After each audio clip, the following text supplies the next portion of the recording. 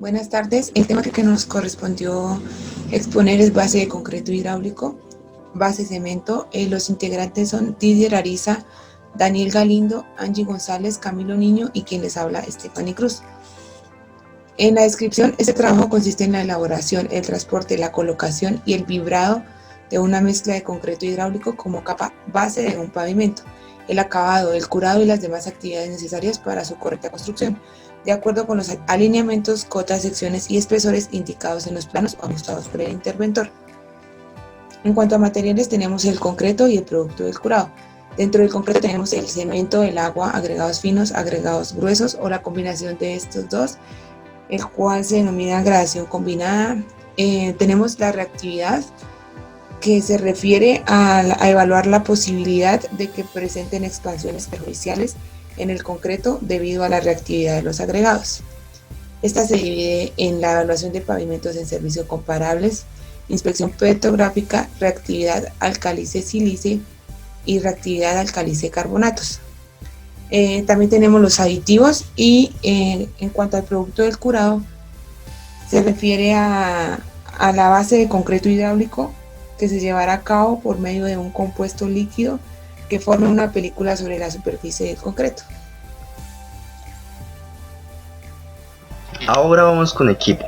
Para definir el equipo de construcción de pavimentos, el constructor deberá tener en cuenta todos los aspectos relacionados con la logística de producción, de transporte y de colocación, las condiciones del proyecto tales como el perfil de la vía y el espacio disponible, la selección del equipo más adecuado en términos de calidad y de rendimiento.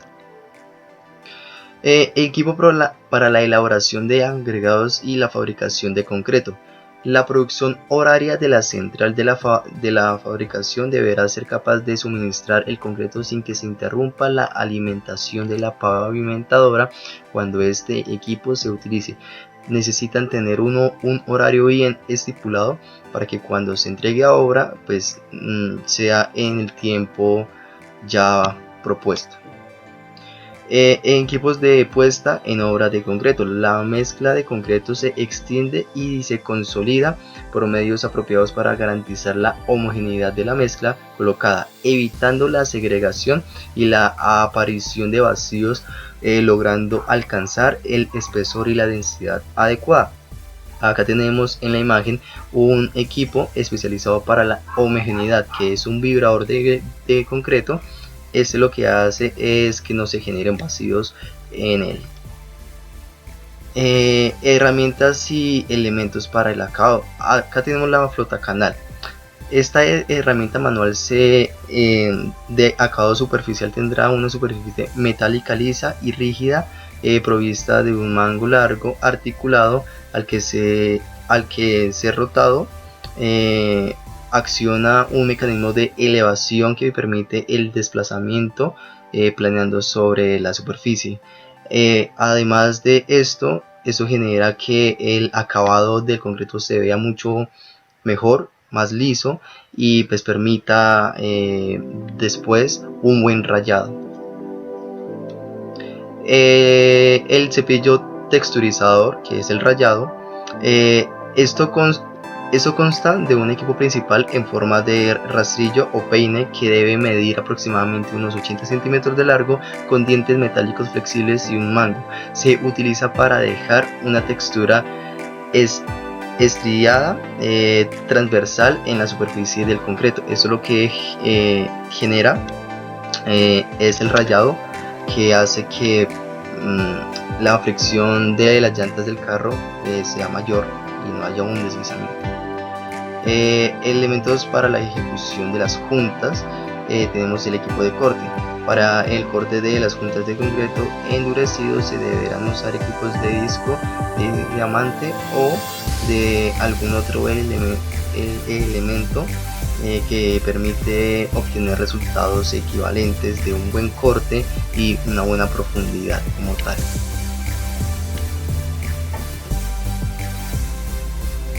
Ejecución de trabajos, explotación de materiales y elaboración de agregados. Al respecto se aplican las normativas descritas en el artículo 630, numeral 630.4.1, en el cual se especifican características de los agregados tales como dureza, durabilidad, limpieza y geometría de las partículas.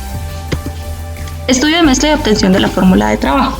El constructor deberá proveer muestras de los agregados al interventor con el fin de que se realicen pruebas de laboratorio para garantizar proporciones en el diseño de la mezcla. La fórmula señalará tipo y marca del cemento, proporciones de los agregados, módulo de finura de los agregados, dosificaciones del cemento y demás componentes y contenido del aire si se ha especificado. Tramos de prueba. Según el artículo 500.4.3 del capítulo 5 del reglamento INVIAS, los tramos de prueba deben contar con las siguientes características. Se debe usar el mismo equipo, velocidad de diseño y espesor que en el diseño real y el tramo debe ser mínimo de 100 metros. Este tramo servirá para verificar las condiciones de elaboración de la mezcla y comprobar que la colocación de la misma es adecuada. Preparación de la superficie existente. La mezcla no se extenderá hasta que se compruebe que la superficie sobre la cual se va a colocar tenga la densidad apropiada y que además todas las condiciones definidas por el interventor sean respetadas. Elaboración de la mezcla. En el artículo 500.4.5 se determinan los siguientes pasos para la elaboración de la mezcla. Primero, manejo y almacenamiento de los agregados pétreos. Segundo, suministro y almacenamiento del cemento. Tercero, almacenamiento de los aditivos. Y por último, la mezcla de los componentes. Estos pasos se deben seguir según las dosificaciones estipuladas por el interventor. Transporte del concreto. El transporte del concreto entre la planta de fabricación y la obra se efectuará de la manera más rápida posible. El concreto se podrá transportar a cualquier distancia siempre y cuando esto no haga que se pierdan sus condiciones de trabajabilidad. Colocación de las formaletas. Cuando la obra se ejecute entre formaletas fijas, estas podrán constituir por sí mismas el camino de rodadura de las máquinas de construcción del pavimento o podrán tener un carril para suplir esta función, sin que se generen costos extras. Colocación de elementos de guía y acondicionamiento de los caminos de rodadura para pavimentadoras de formaletas deslizantes. Según esto se tienen las siguientes especificaciones. El espaciamiento entre los piquetes no será mayor a 10 metros y si se presentan curvas horizontales será de 5 metros. Los apoyos de los hilos entre los piquetes tendrán una cota teórica y el hilo se deberá tensar entre los piquetes con una distancia menor de 1 milímetro. Los caminos de rodadura de las orugas se deben mantener siempre limpios y suficientemente compactados si el diseño así lo requiere. Colocación del concreto. Para el concreto se tienen dos situaciones, cuando es concreto nuevo y cuando es un concreto ya existente. Para el concreto nuevo la superficie debe estar siempre limpia y preparada para la colocación. La máxima caída libre del concreto desde el vehículo será de 1.5 metros. Se debe colocar, vibrar y acabar antes de que transcurra una hora. Y si se trata de formaletas fijas, el concreto se distribuirá uniformemente y una vez extendido se compactará por vibración.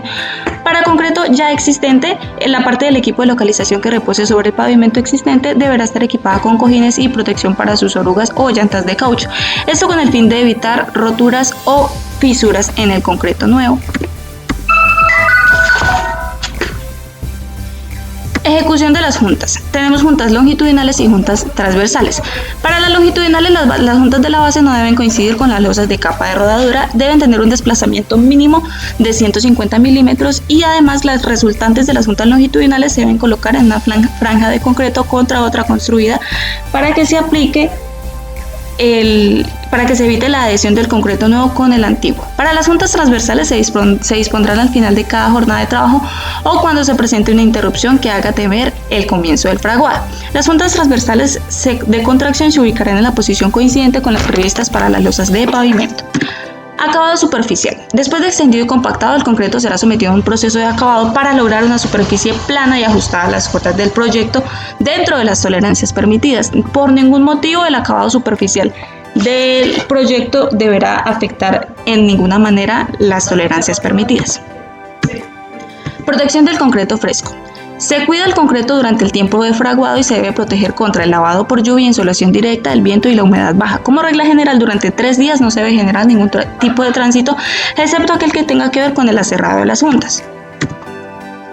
Curado del concreto. Presentamos un fraguado rápido que requiere de un sistema doble con el paso número 1 de aplicación de los productos químicos que forman película impermeable y segundo se instalan unas membranas de polietileno o de papel que van a permitir que el fraguado se realice de manera rápida. Como recomendaciones generales se debe hacer inmediatamente después del acabado final y se debe realizar en todas las superficies libres por un periodo no inferior a 7 días.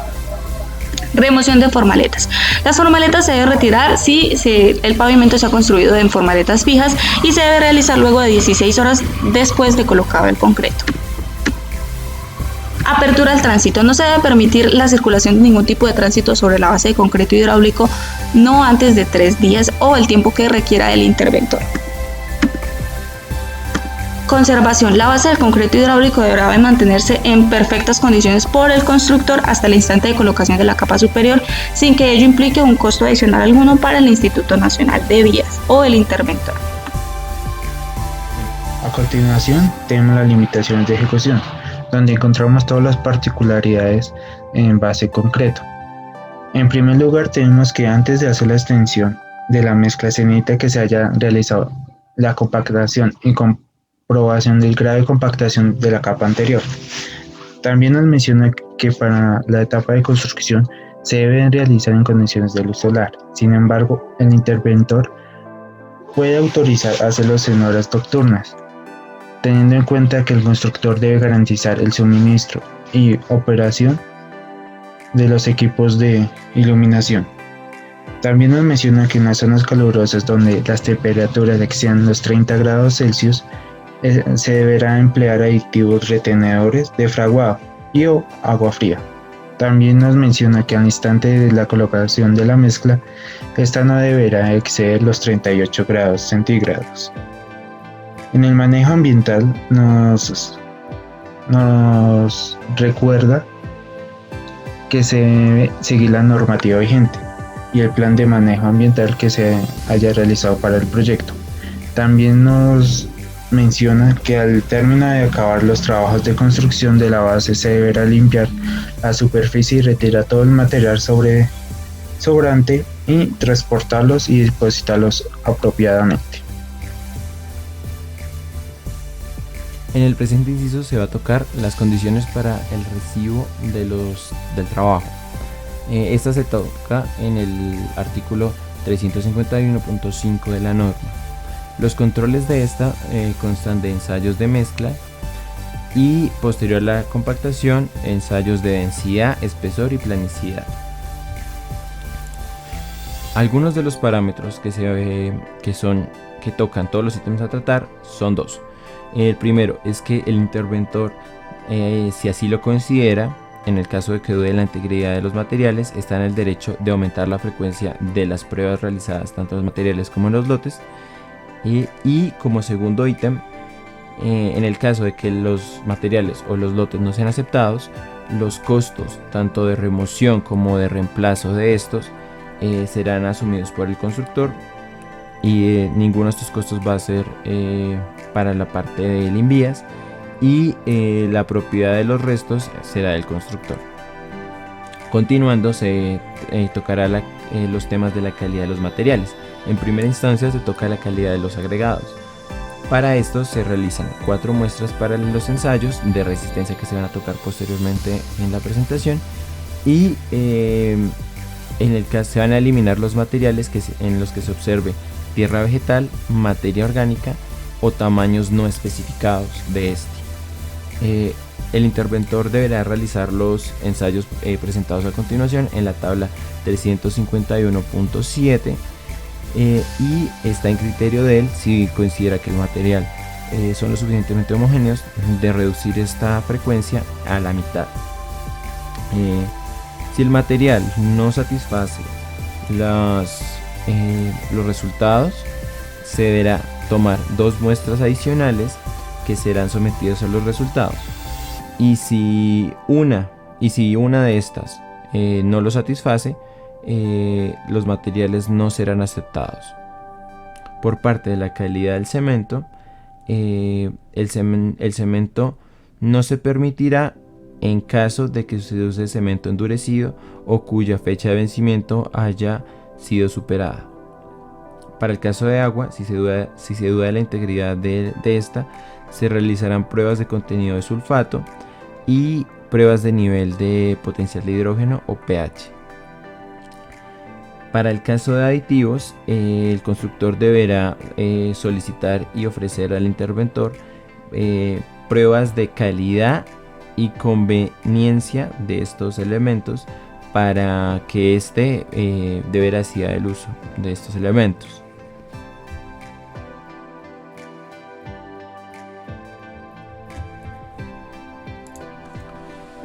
Para el caso de la calidad de la muestra, se tiene en cuenta el contenido de cemento. Para esto se realizan 3 muestreos de mezcla de lote, una por cada sitio de capa extendida. Este proceso se hace antes de la compactación y debe satisfacer una serie de tolerancias. En el caso del porcentaje de cemento promedio, este debe encontrarse entre el 0.3% del establecido en la fórmula de trabajo, y la relación entre el porcentaje de cemento promedio y el porcentaje de cemento de la muestra debe de encontrarse en un valor de 0.5%. En el caso en el que más de una muestra no cumpla los parámetros establecidos, no se va a aprobar este ensayo. Para el caso de la resistencia, como mínimo se van a hacer dos muestras. Se van a tener como tal las probetas, que van a ser sometidas a compresión posterior a 7 días de curado. Esta prueba fue la que se estableció para los materiales. También se tiene en cuenta la resistencia media que debe obtener debe ser igual o superior al 92% de la establecida en el diseño. Además de esto, debe ser aceptada por el constructor y el interventor, y la relación de esta con respecto a la resistencia media y la resistencia de las probetas debe de ser del 90%.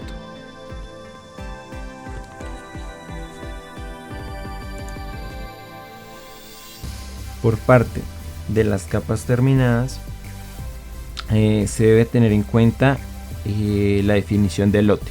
El lote se define de acuerdo a 3 parámetros, que son 500 metros de capa de base, 3.500 metros cuadrados de capa de base tratada con cemento, o el trabajo de una jornada de trabajo. En primera instancia se toca la compactación. La compactación, las pruebas en esta deben de realizarse al azar y se deben de realizar mínimo 5 pruebas por lote o una prueba por cada hectómetro. Las pruebas que se deben de realizar en esta son las pruebas que satisfacen las siguientes gráficas: la correspondiente al 351.5, 351.6 y 351.7, donde en el caso del 351.5 se establece la relación del valor individual de grado de compactación en función de los valores individuales de peso unitario seco del material del terreno y el valor del peso unitario seco máximo del material, donde el valor debe de encontrarse en un intervalo del 98% para ser aceptado o superior.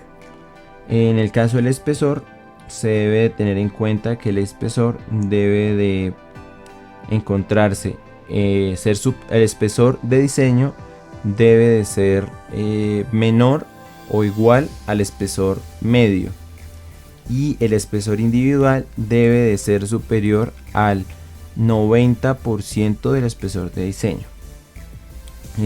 La norma acá hace una acotación donde se permiten valores de 0.85%, o sea, 85% menores del valor del espesor de diseño.